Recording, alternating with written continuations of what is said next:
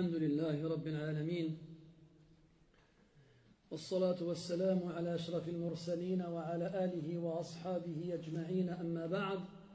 أيها الإخوة الكرام، نلتقي وإياكم في هذه الليلة المباركة، وليلتنا هذه هي الليلة 13 من شهر محرم لعام 41 و400 وألف للهجرة، الموافقة 11 من شهر سبتمبر لعام 19 و2000.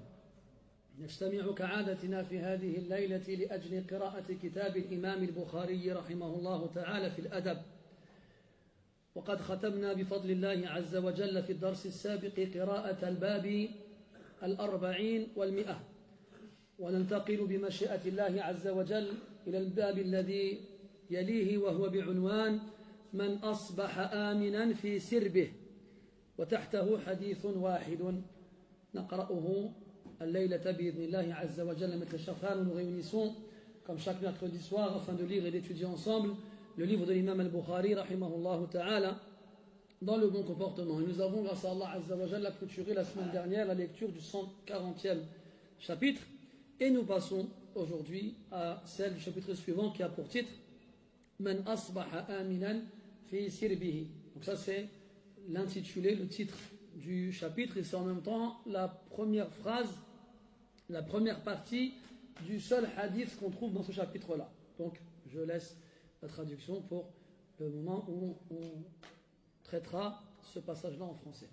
قال رحمه الله تعالى في الحديث 300: حدثنا بشر بن مرحوم قال حدثنا مروان بن معاوية عن عبد الرحمن بن شميلة الأنصاري القباني عن سلمة بن عبيد الله بن محصن الأنصاري عن أبيه رضي الله عنه عن النبي صلى الله عليه وسلم قال: من أصبح آمنا في سربه معافى في جسده عنده طعام يومه فكأنما حيزت له الدنيا.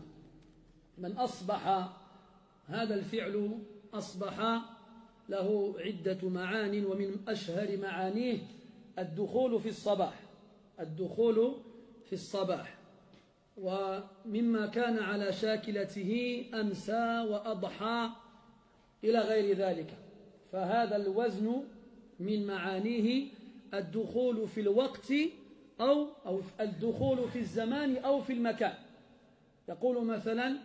يقال مثلا للرجل الذي دخل العراق أعرق الرجل، وكذلك يقال في من دخل منى أمن الرجل. ومما يلغز به الفقهاء على هذا السبيل قولهم: رجل أمن ولم يغتسل، اقتصر على الوضوء ثم صلى مع علمه أن إنزال المني يوجب الغسل. نكرر: رجل أمن فلم يغتسل، اقتصر على الوضوء ثم صلى، وصلاته صحيحة مع العلم أنه يعلم أن إنزال المني من موجبات الغسل. كيف ذلك؟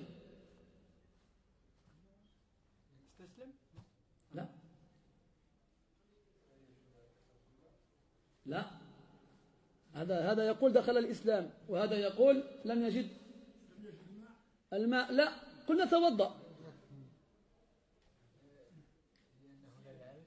قلنا يعرف الحكم، يعرف الحكم. كيف؟ سواء كان في جماعة أو وحده، لا فرق بين الحالتين. طيب، واحد يعرف؟ لا، له الوقت، هو يصلي في أول وقت الصلاة. ثم أنتم لا تتبعون الكلام، هذا لغز، صح؟ وقدمت اللغز بفائدة لغوية، وهي أن الفعل حسب وزنه يدل على الدخول إما في المكان وإما في الزمان. أعرق الرجل أي دخل العراق، أمن الرجل أي دخل منى، أمن فاقتصر على الوضوء وصلى وصلاته صحيحة مع علمه بالحكم، أي دخل منى ولا علاقة بالإمناء وهو إنزال المني، هذا لغز، والألغاز لها ألوان وأشكال. على كل حال قلنا أصبح بمعنى دخل في الصباح، هذا من معاني الفعل. ومن معاني الفعل أيضا الصيرورة، كان على هيئة فانتقل إلى هيئة أخرى. مثلا أصبح الرجل فقيرا أي صار فقيرا. هنا يقول صلى الله عليه وسلم من أصبح آمنا في سربه. سرب الرجل يتضمن أمورا ثلاثة، أولها باله، آمنا في باله، ليس له ما يكدر صفوه، ليس له ما يشغل باله، هو مرتاح البال. وما أحوجنا إلى راحة البال. كان النبي صلى الله عليه وسلم يتعوذ بالله عز وجل من الهم والغم والحزن، وهذه الأمور كلها إذا استقرت في الذهن شغلتك عن أمور كثيرة. تدخل الصلاة فلا تدري أين أنت منها، أأنت في الركعة الأولى أم الثانية أم الثالثة أم الرابعة أم الخامسة، لا تدري، لأن بالك مشغول بالهموم والغموم والأحزان وأشياء أخرى. فالذي يصبح يعني يدخل في الصباح بعد مضي الليل، بعد ما بات فاستيقظ في الصباح وليس له ما يشغل باله، هذا الأمر الأول وهو أهمها على الإطلاق. وفي أهله، والمقصود بالأهل هنا زوجته، أي له زوجة لا تقلقه ولا تزعجه ولا تتسبب في إشغال باله. فمن كان له امرأة كهذه فليحمد الله، فقد من عليه بنعمة حرم منها كثير من الناس. وإني لأرى بطأطأة رؤوسكم أنكم توافقون، ولعلكم ابتليتم بمثل ما ابتلي به كثير من الناس، فاصبروا إن الله مع الصابرين. والأمر الثالث العيال، الأولاد والأطفال، من أنعم الله عز وجل عليه بذرية، وتلك ذرية صالحة، وليس حول الإنسان ما يسعده أكثر من صلاح امرأته وذريته. قال الله تعالى: والذين يقولون ربنا هب لنا من أزواجنا وذرياتنا قرة أعين. وقرة العين أي الفرحة والسرور والبهجة والطمأنينة والسكينة وما أشبه ذلك. وكيف يفرح المرء بامرأته وأولاده إذا كانوا صالحين؟ ولا سبيل إلى أن يكون أولادك وأهلك من الصالحين إلا إن كنت أنت من الصالحين. فكن أنت صالحا سوف يكونون مثلك بإذن الله عز وجل. ولذلك ختم الله عز وجل الآية قائلا: واجعلنا للمتقين إماما. إماما أي دليلا أي قائدا.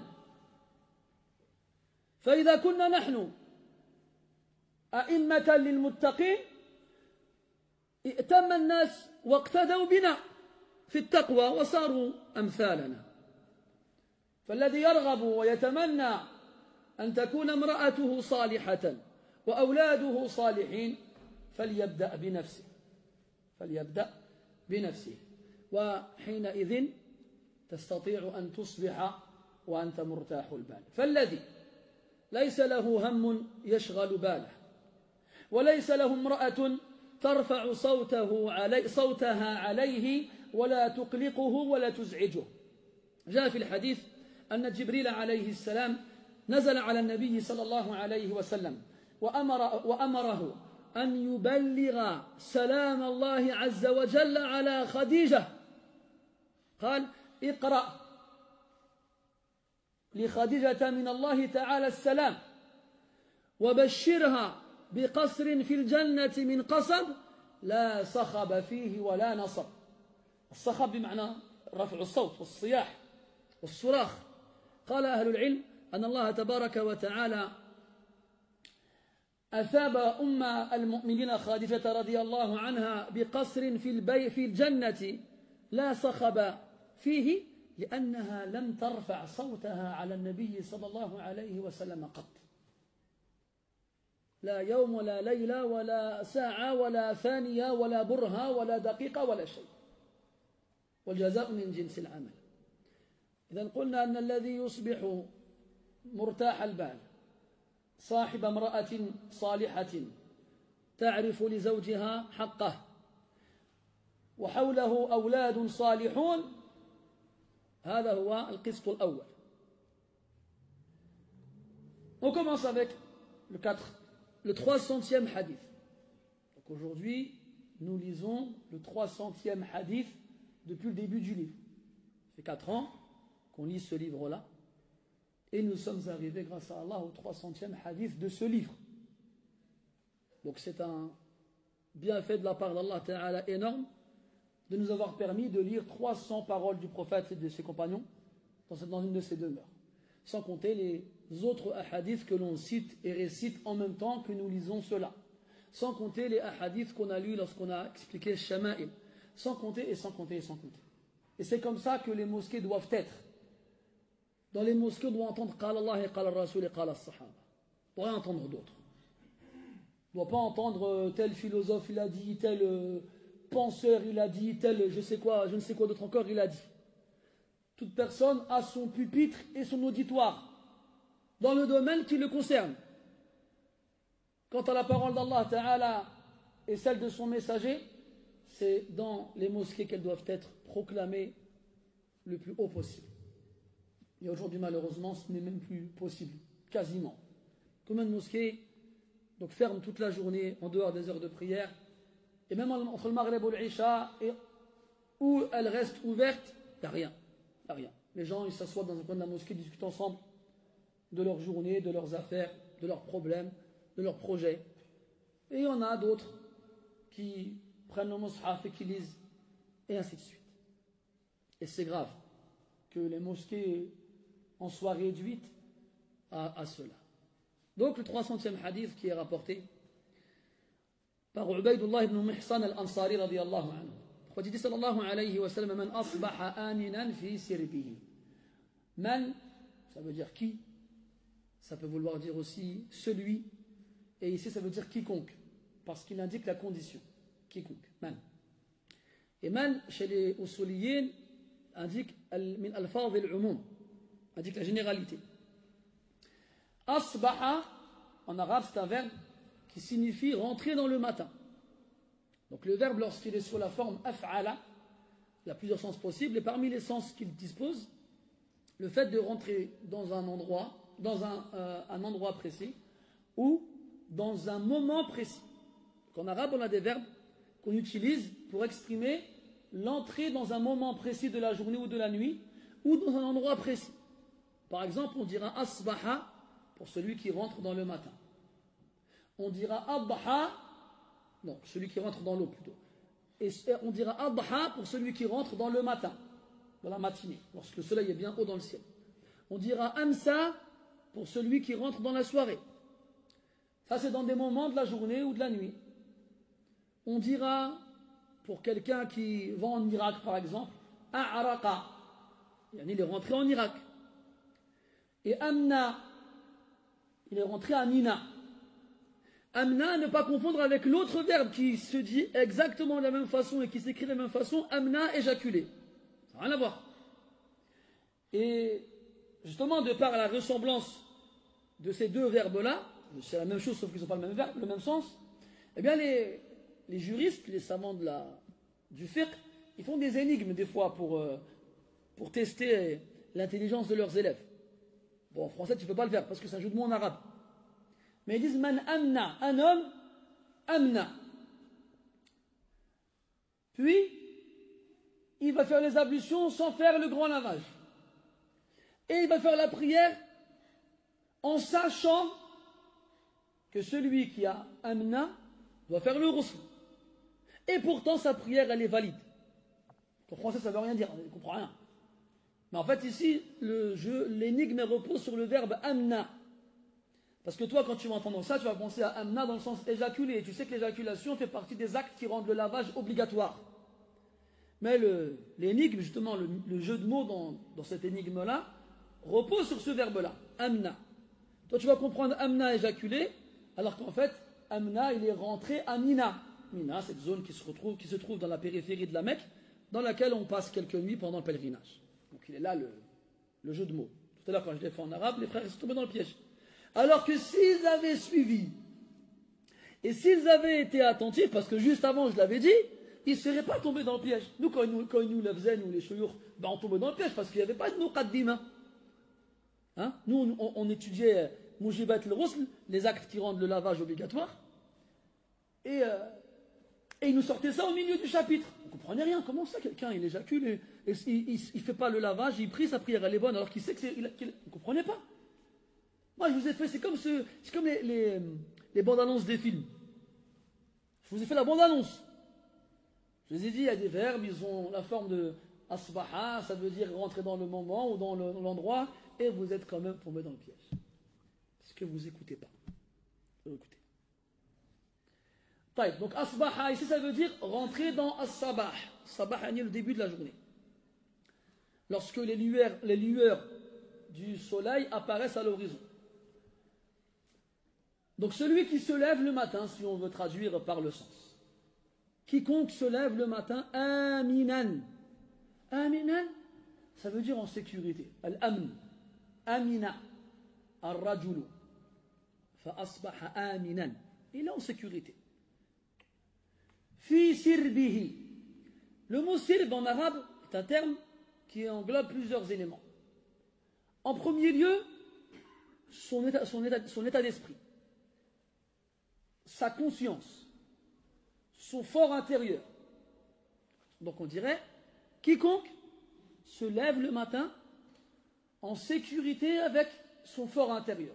C'est-à-dire, sans avoir quoi que ce soit qui lui pollue l'esprit, qui lui occupe l'esprit. Pas de soucis, pas d'inquiétude, pas d'angoisse, pas de tristesse, et ainsi de suite. Et tous ces éléments-là sont des choses, quand elles prennent place dans nos esprits, elles nous font oublier tout le reste. Elles nous harcèlent quotidiennement. Quand on rentre dans la prière, Shaitan, il les fait remonter à la surface. Et après, on n'arrive plus à savoir où on se trouve dans la prière. Dans la première, la seconde, la troisième, la quatrième, même des fois la cinquième. Je suis dans quelle? Je ne sais même plus où. Je ne sais plus faire quoi. Je ne sais plus quoi faire. Parce que la tête, elle est pleine. Elle est pleine. Ah, je me suis disputé avec ma femme. Ah, mon enfant, il travaille mal à l'école. Ah, j'arrive pas à trouver du travail. Ah, mes parents, ils sont en colère contre moi. Vraiment, ces choses-là, on les connaît tous. Ma voiture, elle est en panne, j'arrive pas d'argent pour la faire réparer.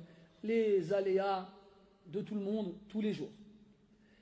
Et c'est pour ça que le prophète sallallahu alayhi wa sallam demandait à Allah de le protéger contre le ham, les soucis, al-gham, les inquiétudes, al-huzn, la tristesse, parce que ça perturbe le mental. D'ailleurs, pour ceux qui ceux qui convoitent, qui aspirent à étudier la science religieuse, les ulama ils conseillent à talib al-ilmi alla yubakkira fi az-zawaj, qu'il ne se marie pas trop tôt, qu'il attende shouya.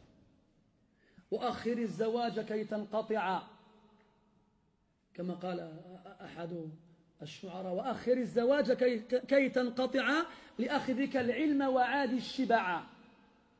وأخر الزواج يعني retarde le mariage كي تنقطع afin de t'adonner complètement لأخذك العلم à la prise de la science وعاد الشبع et fait de l'opulence de la satiété ton ennemi. وعاد الشبع يعني لا تأكل حتى تشبع. Ne mange pas jusqu'à ce que tu sois repu. Arrête-toi avant.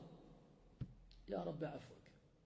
على كل حال يقولون العلماء ils nous disent que طالب العلم quand il est célibataire il avance. Puis le jour où il se marie c'est comme s'il montait sur un bateau et puis il traversait la mer. Donc au départ il était sur la terre ferme, tout allait bien, un sol bien solide, bien stable, il ne risque pas de tomber. Puis il se marie. Alors à ce moment-là, il monte sur un bateau et il traverse la mer. C'est pas pareil. Une mer pleine de vagues. Et si jamais il y a du vent, les vagues elles sont hautes, elles envoient ton bateau ici et là-bas, et tu as le mal de mer, tu vomis, t'en peux plus. Tu avances difficilement. Et quand tu as des enfants, tu as jeté l'ancre.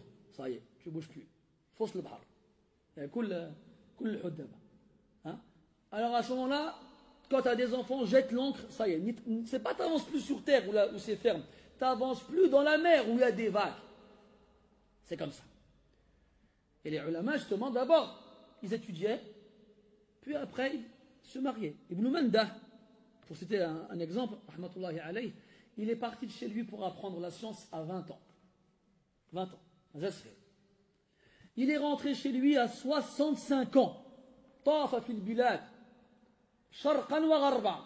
Il est parti partout, à l'est, à l'ouest, partout. Il a fait le tour du monde. Il a été chez les mashayikh, il a pris le hadith, il a pris le fiqh, il a pris le tafsir. 45 ans plus tard, il rentre chez lui et il se marie. Il se marie. احنا لو واحد يتزوج وعنده 65 عام نقولوا هذاك شيباني وراح يتزوج. Si quelqu'un aujourd'hui à 65 ans il se mariait, on dirait oh pourquoi il a attendu autant? Et à 65 ans Allah Ta'ala razaqa lahu al-walad. Allah il lui a donné une descendance, alhamdulillah. Al-shahid, c'est que pourquoi on demande aux étudiants de patienter, de jeûner, de s'éloigner des mawatin al-fitan, des endroits où il y a des tentations? C'est parce que quand tu te maries, ta tête, ça y est, elle se remplit. Tu as une femme, tu en es responsable, tu dois subvenir à ses besoins, tu dois la nourrir, la vêtir, la loger, t'occuper d'elle, la protéger, et ainsi de suite. Ça, c'est quand elle est dans ta tête. Quand elle est dans ton cœur, c'est encore pire. C'est encore pire. Ça y est, tu penses à elle tout le temps, elle te manque quand tu n'es pas avec elle, et quand tu es avec elle, tu ne peux plus faire autre chose, et elle, c'est pareil. Pareil. Quand ils sont amoureux, ça y est, ils peuvent rester comme ça des heures à se regarder dans les yeux, et les heures elles passent, ouais, elles passent. Toi, tu es là en train d'essayer de lire, et on dit non, mais attends, le livre, tu liras plus tard. Vas-y, d'accord. Et Allah, smahulna. Alors les jours ils passent, les heures ils passent, toi tu lis pas, tu n'apprends pas, et puis voilà, parce que madame, ça, واحد يهضر معاها, وخص واحد يديها فيها, وخص واحد يقول لها راكي زوينه, وراكي هكذاك, وراكي هكذاك, sinon ما يعجبهاش الحال. Après, طيب لك العدس. Hein? Parce que si tu ne t'occupes pas d'elle, tu ne lui montres pas que tu es amoureux d'elle, si jamais tu ne lui fais pas des marques d'attention, si jamais tu ne lui fais pas savoir que tu es amoureux, eh ben, ça va se dire même pas. Et après, ben, tu n'aimeras pas. Et après, tu mangeras des lentilles froides. Il a pris une boîte de conserve à Carrefour, les lentilles, elle lui met dans l'assiette, elle a cool. Elle les a même pas cuites. Elle a ouvert la boîte de conserve, elle l'a mis dans l'assiette, elle a dit tiens, mange. Mohim. Donc, on se marie, on a une femme, puis après, pas longtemps plus tard, si Allah Ta'ala il le permet, hop, elle a des enfants. Et après, il faut travailler, il faut gagner de l'argent, il faut changer de voiture, parce qu'au départ, on avait une Twingo. Barak Aliya, c'était suffisant. Maintenant, j'ai des enfants. Bon, au départ, c'était facile, il y avait un siège auto, même s'il n'y a que 2 portes, il faut rabattre le siège avant, c'est difficile, mais on s'en sort. 2 sièges auto dans la Mauritanie d'une Twingo avec 2 portes, c'est difficile. On va acheter une, 5 portes. Puis après, 3, 4 enfants. La 307, elle ne marche plus. Elle est plus suffisamment grande. Alors, on va acheter un monospace. Voilà. T'as vu t'avais un F2, un studio, après t'as pris un F2, après t'as pris un F3, après tu prends un F4, après tu prends un F5, après t'achètes un château. Quand est-ce que dans tout ça, tu vas trouver du temps pour étudier, toi? Quand est-ce que dans tout ça, tu vas trouver du temps pour être tranquille dans ta tête? Jamais. Tu rentres du travail, ta femme elle dit quoi? La chasse d'eau s'est cassée, il faut la remplacer. Oh là là.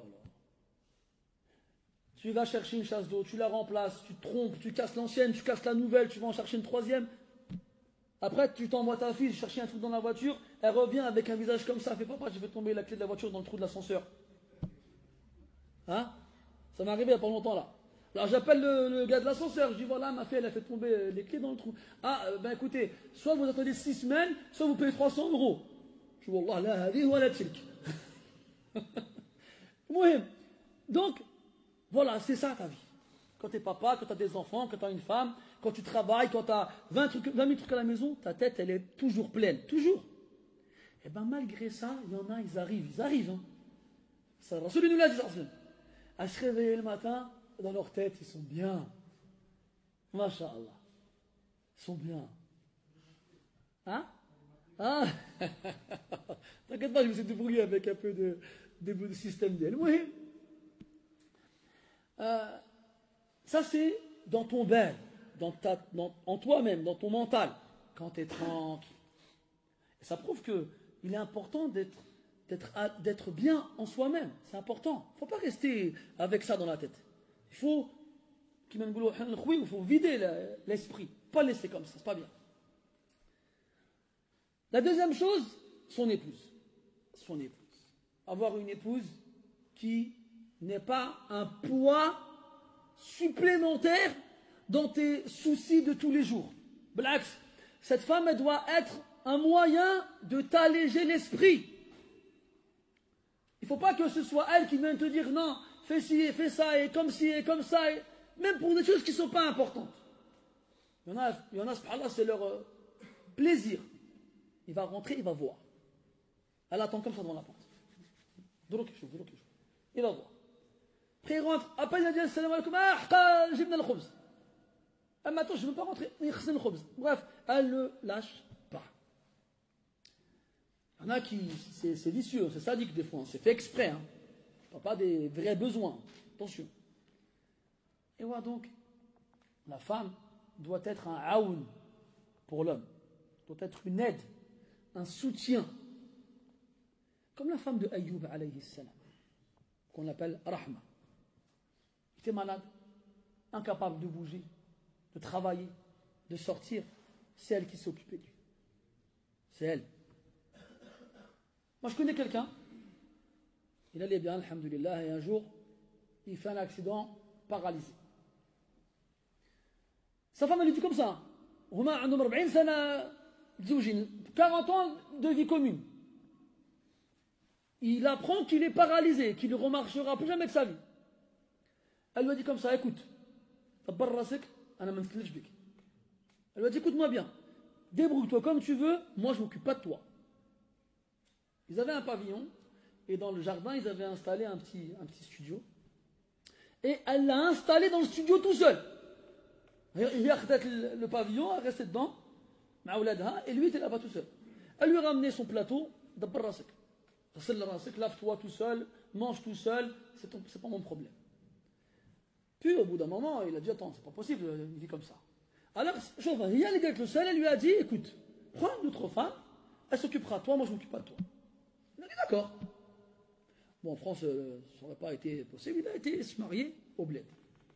Puis la mère de sa femme, Loula, elle lui a dit Alhamqa, t'es folle ou quoi? À cause de toi, quand il va mourir, tu devras partager l'héritage avec cette femme-là.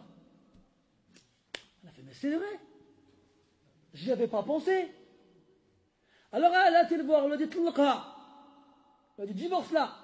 Mais attention, elle lui a dit divorce-la, je ne veux pas que tu restes avec elle. C'est pas de la rira, c'est pas de la jalousie, tout ça. Il y a beaucoup de femmes, hein. La polygamie, c'est niette, et c'est pas parce qu'elle t'aime, hein. Elles s'en fichent de toi. Hein. C'est pour pas partager l'héritage. Hein. C'est purement économique. Hein. Parce que, Allah dit dans le Coran, وَلَهُنَّ الرُّبُعُ مِمَّا تَرَكْتُمْ إِن لَّمْ يَكُن لَّكُمْ وَلَدٌ فإن كان لكم ولد فلهن الثمن مما تركتم. Allah dit, elles ont le quart de ce que vous délaissez après votre mort comme bien, si vous n'avez pas d'enfants. Si par contre vous avez des enfants, elles auront le 8e.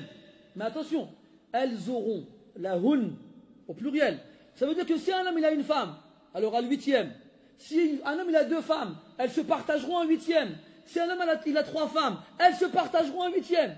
Si un homme il a 4 femmes, elles se partageront un 8e. Vous croyez, elle vous aime. Après, je ne fais pas d'aucune généralité. Mais beaucoup, c'est plus votre argent que vous. المهم اخي aussi chez غادي يقولوا الناس حشومه ça se fait pas, les gens vont parler خليتي راجلك يتزوج واحده اخرى en tout cas chez vous c'est comme ça الا من رحم ربك وقليل ما هم. Bref, alors قامت الحرب, la guerre elle a éclaté. Non, je ne divorce pas, elle s'occupe de moi, il a akhirihi. En plus c'est parti prendre une veuve avec une orpheline باش يعمل الخير. Après ils se sont mis d'accord, elle lui a dit écoute, tu me divorces mais tu me laisses la maison. 30 ans il a travaillé, 30 ans il a mis de côté, il a acheté une maison, وهي اللي داتها. كما قالوا داتو والله ما خلاتو. Hein? Les Maghrébins ils ont compris. Elle a dit écoute, moi j'accepte, tu me divorces et tu restes avec elle, mais par contre la maison tu me la laisses. Il a dit d'accord. C'est quoi? Vas-y, prends-la, c'est pas grave. Prends-la, laisse-moi tranquille. Et ils se sont mis d'accord, il lui a écrit l'acte de propriété, il lui a laissé le pavillon et il est parti vivre avec sa nouvelle épouse. Wala hawla wala quwwata illa billah. Ala kulli hal, nous on a un exemple chez les femmes du prophète sallallahu alayhi wa sallam, Khadija radiyallahu anha. Khadija bint Khuwaylid radiyallahu anha, le prophète sallallahu alayhi wa sallam, il a dit que Jibril alayhi salam est descendu du ciel. Et il a dit au prophète, passe le salam à Khadija de la part d'Allah Azza wa Jal. Allah lui passe le salam. Et annonce-lui qu'elle aura au paradis un palais en pierre précieuse, min qasab, al-ahjar al-thamina, les pierres précieuses. Et dans ce palais-là, la sakhaba fihi wa la nasab. Ni elle n'y entendra de cris, ni elle n'y craindra de la fatigue ou l'épuisement. Et les ulama, ils ont expliqué que Khadija radiyallahu anha, jamais elle a levé la voix sur le prophète, jamais elle l'a fatigué. Et Allah, il l'a rétribué en fonction de ses actions d'un palais au paradis où ni elle ne craindra la fatigue, ni elle n'entendra du hurlement. Donc une femme, elle doit t'aider, elle doit t'accompagner, elle doit te soutenir, elle ne doit pas être une cause supplémentaire dans tes soucis. Dans tes soucis. Il y a un homme, il rencontre un ami à lui, il lui dit كيف حالك؟ il dit أنا بخير. وكيف أبوك؟ il dit حي يرزق. وكيف امرأتك؟ حية تسعى. quand même. Allah yarda alayk. كمان. Donc ça c'est pareil, c'est un jeu de mots en arabe. Il dit comment tu vas? Il dit bien alhamdoulilah. Et ton père comment il va? Hayyun yurzaq. Il est vivant, il ressent sa subsistance. Et ta femme? Hayyatun tas'a. Hayy, vivant, hayyatun, vivante. Mais ça veut aussi dire serpent. Hayyatun tas'a. Un serpent qui court. Oui. Ça fait rire les gens, ça faisait rire les gens avant. Aujourd'hui, la râle, ça ne marche pas. Ala kulli hal. Et donc, c'est une musiba quand même. C'est une musiba d'avoir à la maison une femme. Allah dit dans le Coran, subhanallah. Allah dit dans le Coran, وَمِنْ آيَاتِهِ أَنْ خَلَقَ لَكُم مِّنْ أَنفُسِكُمْ أَزْوَاجًا لِتَسْكُنُوا إِلَيْهَا. Parmi ces signes, il a créé de vous des épouses. لتسكنوا إليها سكن يسكن والسكون ضد الحركة. Allah Ta'ala dit لتسكنوا. Si on traduisait littéralement, ça voudrait dire pour que vous soyez immobile auprès d'elle. Pourquoi immobile? Parce que sakana, c'est l'inverse de haraka. Ça veut dire bouger. Parce que quand tu es dehors, tu bouges. Tas'a, tamshi, tahmil, tada'. Tu travailles, tu vas, tu fais ci, tu fais ça. Quand tu rentres chez toi, tu ne bouges plus. Normalement, ça y est. C'est dehors que tu bouges, et à la maison, tu ne bouges plus. Tu t'assois comme ça, et ta zawja vient, ça va, qu'est-ce qu'il te faut? Est-ce que tu veux boire un verre d'eau? Est-ce que tu veux que je te masse les épaules? Est-ce que tu veux que je te fasse un thé? Est-ce que tu veux ci? Est-ce que tu veux ça? Je vois les frères, ils sourient, c'est trop marrant. Inna al-wujuha ala al-qulubi shawahid. Et donc, c'est pour ça qu'Allah il nous a créé des épouses.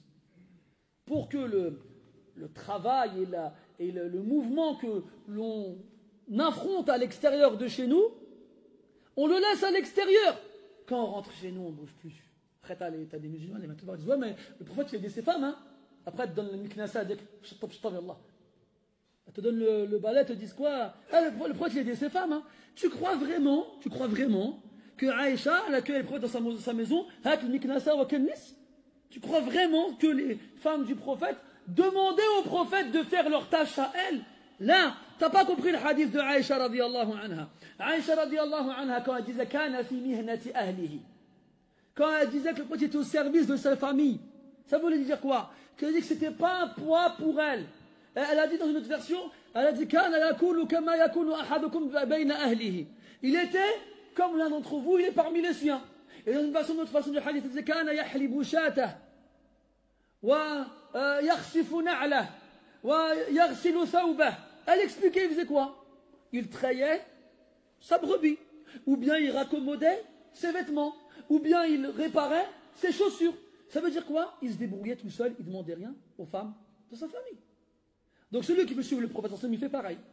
Amma les femmes qui viennent te voir et te disent tu peux faire à manger, tu peux t'occuper du petit, tu peux repasser les vêtements. Après quand tu dis ça va pas ou quoi? Elle dit le prophète il aidait sa femme. Non, t'as pas compris. C'est pas comme ça, non. Jamais. ولكن حسبي الله ونعم الوكيل. على كل حال, tu es censé rentrer chez toi et être tranquille. Donc tu es tranquille, allez comme ça, tu es tranquille dans ton esprit, tu es tranquille avec ton épouse. C'est comme les frères aujourd'hui quand ils font des moqa blabla, des rencontres en but de se marier, ils ramènent des calepins avec des questions. Et les questions, tu as toutes les couleurs, c'est n'importe quoi, wallah. Il n'y a que 3 questions à poser. C'est pas compliqué. Et ces questions, tu ne les poses pas à elle. Pose-les à sa famille. Parce que l'homme, il veut, premièrement, une femme qui lui servira d'épouse. Et il veut une épouse qui sait tenir sa maison. Et il veut une mère qui sait éduquer des enfants. C'est ce qu'il veut. Donc, une femme qui lui plaira forcément le physique, d'où l'importance de regarder la femme qu'on veut épouser. Dans le hadith, ce qu'il regarde de cette femme-là, ce qui l'encouragera, ce qui le poussera à l'épouser. Puis, comment elle est chez elle. Et ça, tu ne vas pas lui demander à elle. Est-ce que tu repasses tes chaussettes? Est-ce que tu fais la vaisselle? Est-ce que tu sais faire à manger? Non, demande à sa mère, demande à son père, demande à ses frères. Et enfin, comment elle est avec les enfants? Comment elle est avec les enfants? Est-ce que dans sa famille, il y a des enfants en bas âge dont elle s'est occupée? Est-ce qu'elle a de l'expérience avec les enfants? Bref, c'est ça qu'on veut savoir, nous. C'est ça. Après le reste, tu me dis, je sais pas quel vêtement tu mets, ou bien je sais pas dans quelle mosquée tu vas, ou bien je sais pas t'écoutes qui, ou bien je sais pas tu fais quoi. Ça, on s'en fiche, ça. On s'en fiche. La femme, elle suit le mari. Elle suit le mari, la femme. Bref. Puis le troisième élément de sirb, c'est les enfants. La descendance. Donc il se réveille le matin, il n'a pas de soucis qui lui polluent l'esprit, il n'a pas une femme qui le perturbe, et il n'a pas d'enfant qui lui amène des problèmes. Il a des enfants, ils sont pieux et vertueux. Quand il les voit, son cœur, il se remplit, ses yeux se remplissent de joie. Comme Allah dit dans le Coran,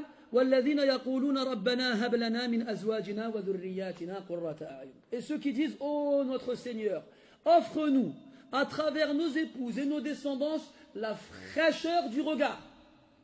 Pourquoi est-ce qu'on dit la fraîcheur du regard?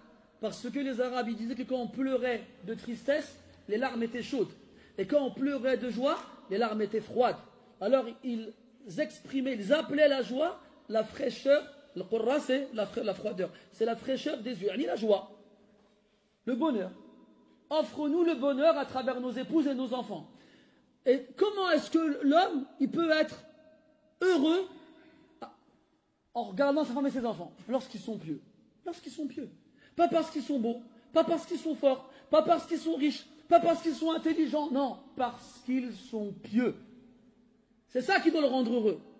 ماشي كيما قال لي واحد الشيباني قال لي انا ولدي الله يرضى عليه عنده الوطو ما عقلتش كيفاش قال لي انا une fois j'étais très étonné. On était invité à une aqiqa et à la table où j'étais il y avait un homme assez âgé. Alors je faisais connaissance avec lui. Je me dis عمي عندك ولاد t'as des enfants? عمي me dit ouais j'ai un fils moi Allah يرضى عليه. Allah il lui soit satisfait de lui. Je me dis quoi machallah il a dû couvrir d'or, il a dû ramener à la Mecque tous les ans, il a dû faire je sais pas quoi. Ah ouais? Pourquoi? Il a une voiture. Machallah. Il y a des papas, machallah, il ne faut pas grand-chose باش يكونوا راضين. Il ne faut pas grand-chose. ولا قال هذا الوطوة أعطاها لك ولا خلاها لراسه يتلا donné cette voiture? Non, il a lui. Mais lui, il est content. Quand tu vas dans la rue, tu lui demandes, ça va? Ah, ولدي عنده l'auto. Machallah. عجيب. على كل حال. Donc, tu dois être content, c'est comme tu as d'autres parents, eux ils se vantent de la réussite scolaire et professionnelle de leurs enfants. Ah, moi mon fils, tabé. Moi mon fils, muhandis. Moi mon fils, bna ou shra. Il a construit, il a vendu, rani, an al-flous. T'entends pas dire un à l'autre, moi mon fils, hafad al-Qur'an. Moi mon fils, il rate pas une prière à la mosquée. Moi mon fils, barrun biwalidayh, il est bon envers ses parents. Moi mon fils, muhsinun ila jiranihi. T'entends pas des gens dire ça. T'entends quoi? Ana Ouldi, il a une BMW. Ana Ouldi, il est parti en Thaïlande, il est parti en Amérique, il est parti au Canada, où il a des chaussures avec de la peau de crocodile. Hein? Non. Ils sont fiers de tout sauf de din. Et quand le fils en question, skin, il s'accroche à son din comme il peut, et il est à la maison, il cherche du travail, il n'arrive pas à en trouver, il cherche à se marier, on n'arrive pas à le marier. Et lui dit, ah, je connais pas. Ils disent quoi? Pourquoi j'ai un bon à rien comme celui-là? Il est bien, il est salih, il est pieux, il fait la prière à l'heure, il va à la mosquée, il baisse son regard, il parle bien que ses parents, il est taïb et tout ça, il lit le Coran. Il dit, je rentre des balades. Il leur parle comme ça. Donc, les enfants, quand ils sont salihin, et wallah, ça aussi on l'a vécu ça. Des gens qui viennent nous voir, leurs enfants, ils ont tout. Ils ont des diplômes, ils ont des voitures, ils ont des métiers, ils ont tout ce qu'ils veulent, ils ne parlent plus avec leurs parents. Ou bien ils leur parlent mal. Après, ces papas, ils viennent nous voir à la mosquée, ils nous disent quoi? Ouladi ma ytsallahu fiya, ouladi ma yisma'ounish, ouladi ma yuti'ounish, ouladi kada, ouladi kada. Mes enfants, ils ne m'écoutent pas. Mes enfants, ils ne s'occupent pas de moi. Mes enfants, ils me parlent mal, ils ne me respectent pas, ils ne m'obéissent pas. Ah bon? Ah, quand tu étais fier de leur diplôme et de leur voiture et de leur métier, c'était pas grave. Et donc, il a toujours ces métiers et tout ça. Pourquoi ça te gêne? S'il avait été salih, tu n'aurais pas ces problèmes-là. Tu n'aurais pas ces problèmes-là. Ala kulli hal. Donc, Sirbi, c'est ces trois choses-là. En lui-même, son épouse, ses enfants. Donc celui, imagine-toi, qui se réveille le matin, il fait comme ça, il s'étire. Il regarde à côté de lui, il va se voir, il dit, ah, mashallah. C'est pas comme toi le matin, je dis, la hawla wa la quwwata illa billah. Alaykoum salam. Et voilà. Donc ce que je disais, ouais, mashallah, alhamdulillah, sabah al-khair, يا نور قلبي كيف أصبحت والله اشتقت إليك خلال هذه الليلة كنت وراك في المنام فارقتك ونحن يقظان وها أنا قد التقيت بك في المنام وها أنا من جديد ألحق بك في هذه الأيام. T'as vu? Il se réveille, il est content, alhamdulillah, masha'Allah. Ses enfants, ils viennent, ils disent Abi, Abi, il lui saute dessus, il l'embrasse la tête, il embrasse les mains, il embrasse les joues. Là, j'ai dit, viens Abi, lis-nous un peu de Coran. Viens Abi, parle-nous d'Allah. Oh Allahu Akbar. Quelqu'un se réveille dans un état, dans une annonce pareille. Qu'est-ce qu'il lui faut d'autre? والله مثل هذا لو ظل يقتات بالتمور ولا يزيد على شربة الماء لكان أسعد واحد في هذه الدنيا. Voilà, quelqu'un comme celui-là, si la seule nourriture avec laquelle il survit, c'est des dattes, et la seule boisson qu'il boit, c'est de l'eau, avec une femme et des enfants comme ça, c'est plus heureux de ce bas monde. C'est plus heureux. ثم قال عليه الصلاة والسلام معافى في جسده صحيحا سالما من العلل والأسقام.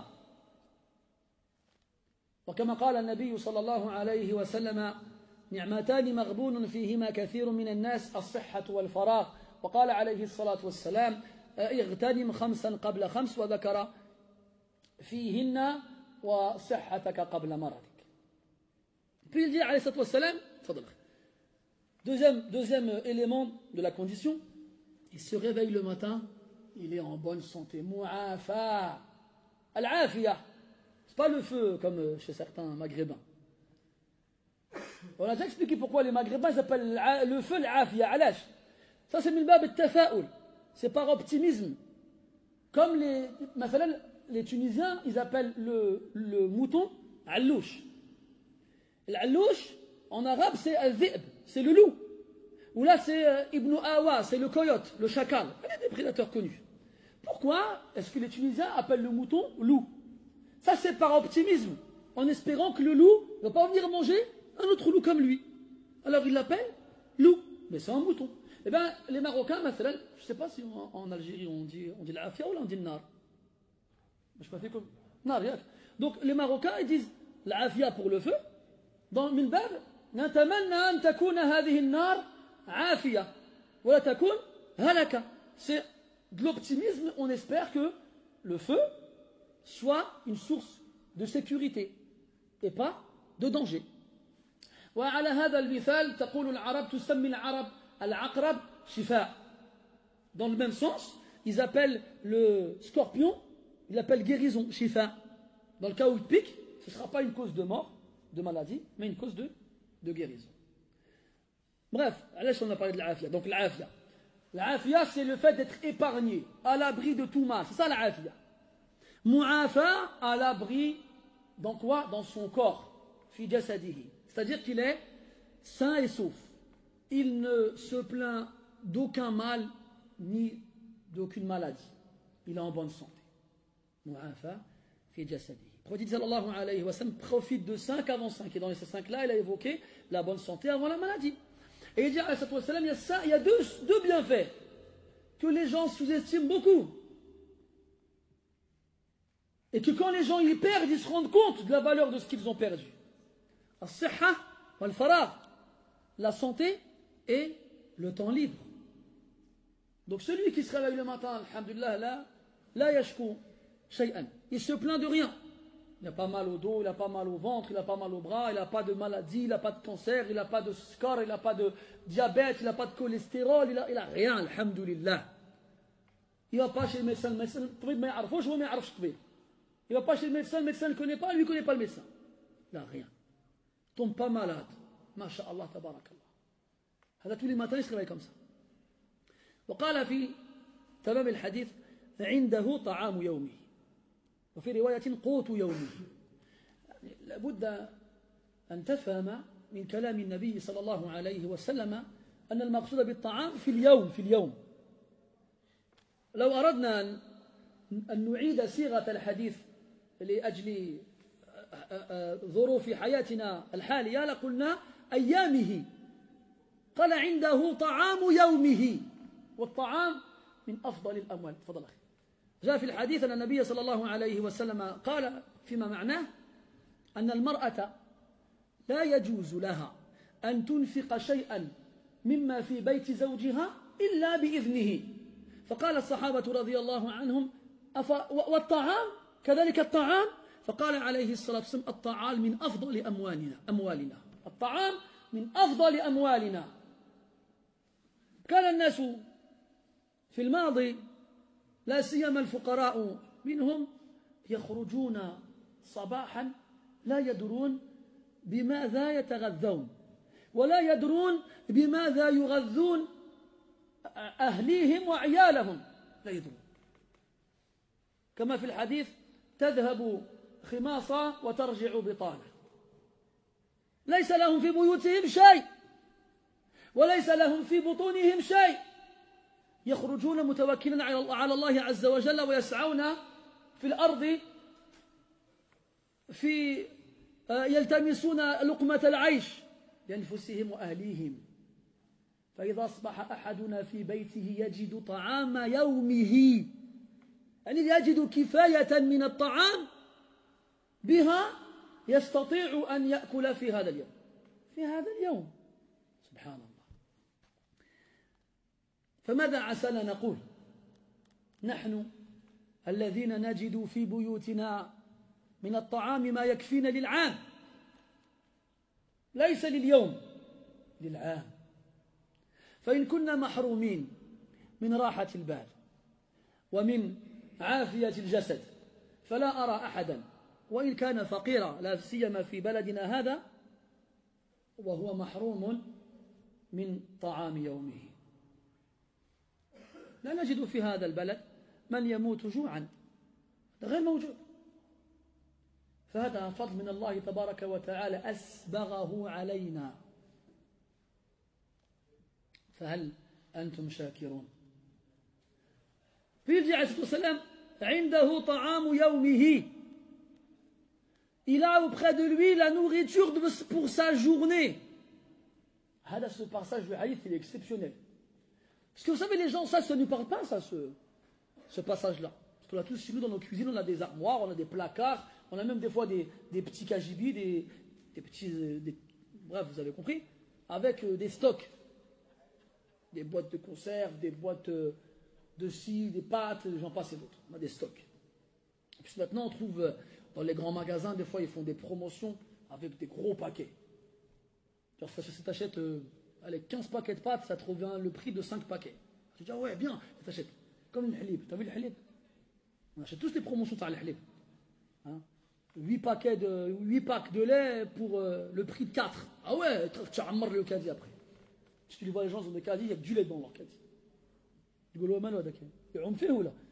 Je dis, qu'est-ce qu'il fait? Pourquoi il nage dedans ou quoi? Et tu viens chez nous, on a tout ça. Dans nos cuisines, on a tous des placards, on a tous des armoires remplies à ras-bord. Remplies. Des boîtes de conserve, des paquets de pâtes, du riz, des gâteaux, ce que tu veux.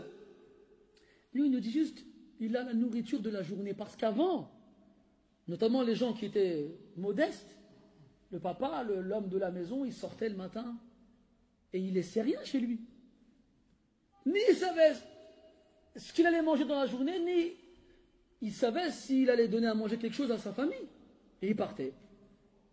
La'alla wa asa. Peut-être qu'il va trouver quelque chose. On frappe aux portes. Vous avez besoin de quelqu'un? Vous avez besoin de quelque chose? Il allait voir. C'est comme dans un hadith, dans le Bukhari, Ali radiallahu anhu, il sort de chez lui, à la fin, il n'a rien à manger. Ali. Alors il cherche quelque chose pour trouver de quoi manger. Et il passe près d'une femme qui est en train de faire des sortes de galettes avec de la terre. Des galettes avec de la terre.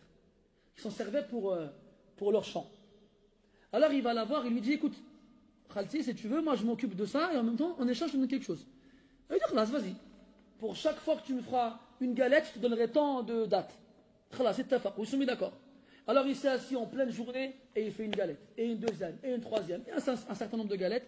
Et à la fin, il va voir la femme, il lui ramène les galettes de terre, et elle le paye en date. En date.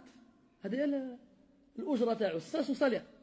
Puis, regardez Ali radiallahu anhu, voilà, ces hommes sont exceptionnels. Ils sont exceptionnels. Qu'est-ce qu'il fait? Il a dit quoi? Je vais aller voir le prophète et partager avec lui. Sallallahu alayhi wa sallam. Quand Ali s'est marié, il avait la seule fortune qu'il possédait, c'était sa part du butin de la bataille de Badr. Et ce qu'il avait de plus cher, c'était une chamelle qu'il avait récupérée dans le butin. Et cette chamelle-là, il lui arrivait un gros problème. Mais je vais rencontrer l'histoire plus tard, Inch'Allah. Ala kulli hal, c'était pauvre. Fatima radiallahu anha, elle s'est plaint au prophète de son travail. Elle pétrissait le blé pour faire de la farine. Elle avait des traces sur les mains, elle portait les sacs sur son dos, elle avait des traces sur le dos. Elle a demandé au prophète si on pouvait lui donner un domestique, un serviteur pour qu'il l'aide dans son travail. Je lui ai dit non. Dis subhanallah avant de dormir, alhamdulillah avant de dormir, Allahu Akbar avant de dormir, c'est mieux pour toi qu'un khadim. Hajib. Donc ils sortaient le matin, ils ne savaient pas ils allaient manger quoi. C'est pas toi que tu sors de chez toi le matin, après tu envoies un texto à ta femme, tu dis on va manger quoi aujourd'hui? Moi j'hésite entre un gratin, entre un haché parmentier, ou bien, je sais pas moi, un douaise. Donc c'est quoi? Laisse, on va aller manger dehors. On n'est pas comme ça, nous? Illa man rahima rabbuk. T'as le choix, t'as le menu, l'assortiment, comme tu veux. Et là on dit عنده طعام يومه. عنده طعام يومه. Il a la nourriture de sa journée. Donc on récapitule. Il se réveille le matin, murtah al-bal. Il n'a rien dans la tête qui lui parasite l'esprit. Il est tranquille, il est apaisé, il est en sécurité, en lui-même, avec son épouse, avec ses enfants. Mu'afa fi jasadihi. Il est épargné de tout mal, de toute maladie dans son corps. وكان النبي صلى الله عليه وسلم يقول سلوا الله العافية.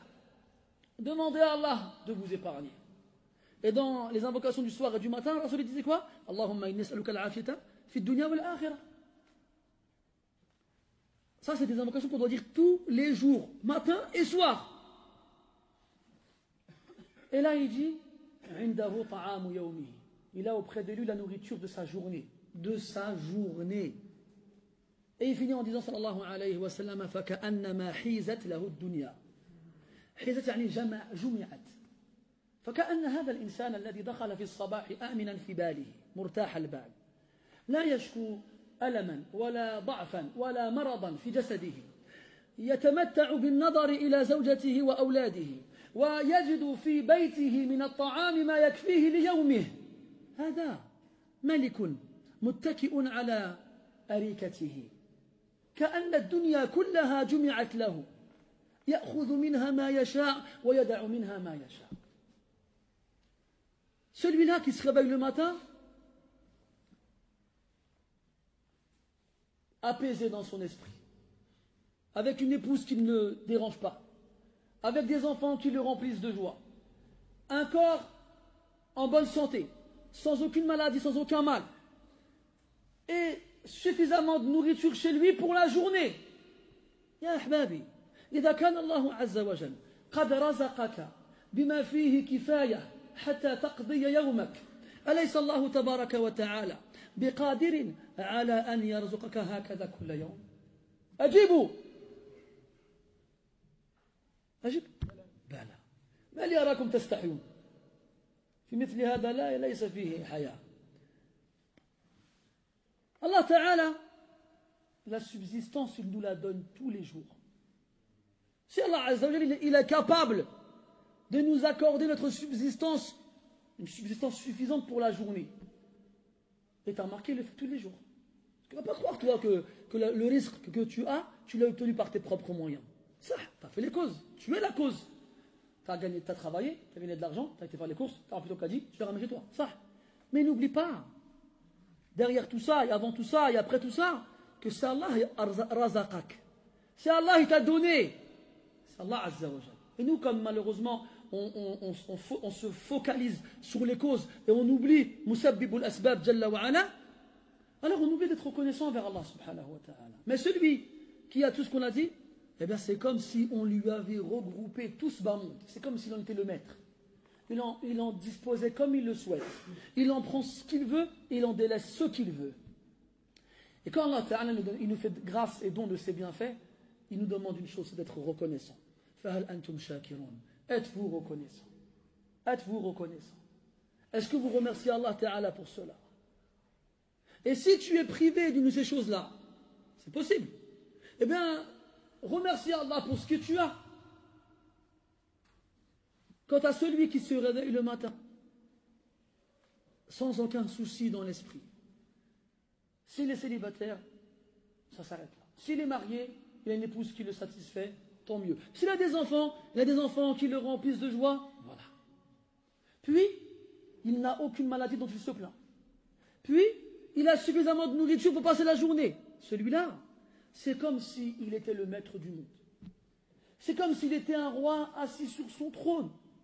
Comme on vous l'a dit de nombreuses fois, في قوله تعالى وإذ قال موسى لقومه يا قوم اذكروا الله اذكروا نعمة الله عليكم إذ جعل فيكم أنبياء وجعلكم ملوكا. Il a fait de vous des rois. Des rois. Al-Qurtubi rahimahullah ta'ala, il disait chacun d'entre eux avait une épouse, une maison et une monture. C'était des rois. C'était un roi. C'était un roi. Et le vrai roi, c'est celui qui se contente de ce qu'il a. خذ القناعة والزمها تكن ملكا لو لم يكن لك إلا راحة البدن وانظر إلى من حوى الدنيا بأجمعها هل راح منها من غير القطن والكفن. Contente-toi de ce que tu as, tu seras alors un roi. Même si tu ne possèdes de ce bas monde que la santé du corps. Et regarde ceux avant toi qui ont conquis la terre. Qu'est-ce qu'ils ont emporté avec eux dans la tombe si ce n'est le coton et le linceul? النفس تجزع أن تكون فقيرة والفقر خير من غنى يطغيها وغنى النفوس هي الكفاف فإن أبت فجميع ما في الأرض لا يكفيها. L'âme répugne à être pauvre alors qu'il vaut mieux pour elle d'être pauvre que de tomber dans la richesse jusqu'à se pervertir. Et la vraie richesse du corps, de l'âme, de l'esprit, c'est al-kafaf, se contenter de ce qu'on a. Si l'âme refuse, alors qu'elle sache que tout ce qu'il y a sur terre ne la satisfera jamais. Et plus le bienfait il est grand, plus la reconnaissance qu'on doit avoir vis-à-vis d'Allah Ta'ala doit suivre. Est-ce qu'on est reconnaissant? Et si on n'est pas reconnaissant, alors il se passera une des deux choses suivantes. Soit Allah Ta'ala il nous prive du bienfait parce qu'on n'a pas été reconnaissant, soit il nous donne encore plus alors qu'on n'est pas reconnaissant. Pourquoi? Pour la punition soit plus grande. Wal'iyadu billah. نسأل الله السلامة والعافية. سبحانك اللهم وبحمدك أشهد أن لا إله إلا أنت نستغفرك ونتوب إليك وصلى الله على نبينا محمد وعلى آله وأصحابه أجمعين والحمد لله رب العالمين وبارك الله فيكم.